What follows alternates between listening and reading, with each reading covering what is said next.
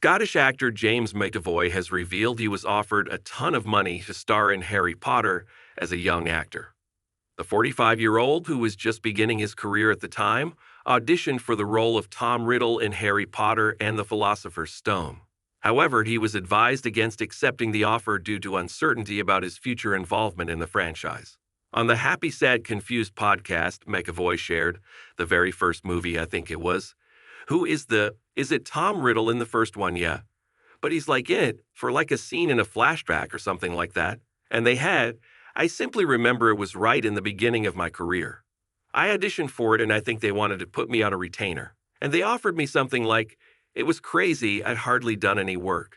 And me and I think maybe 10 other actors or something like that. They wanted to put us on retainer so that they could hold us and keep us to choose later.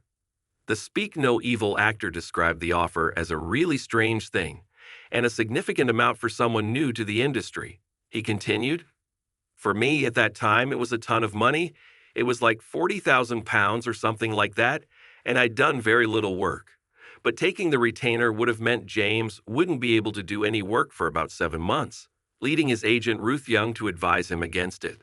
Instead, he chose a less lucrative theater job, which he credits as the making of him as an actor. He shared, she was like, we're going to go do something else. And I ended up doing the play Where I Got Booed by a Homophobic Gentleman. I did that instead and I think got paid £275 a week. But it was part of the making of me. And I actually got in acting work. I was actually learning and doing all that. Despite the buzz around a TV adaptation of Harry Potter, James doesn't seem too keen on jumping on board. When quizzed about whether he'd consider auditioning for the series, he remarked, I don't know if there's anything that I'm really missing in terms of what I've covered. I don't think I've done enough sci-fi just because I love it. I don't think I've done enough comedy, but I've been able to be funny in things that aren't funny. Always trying to bring the gags.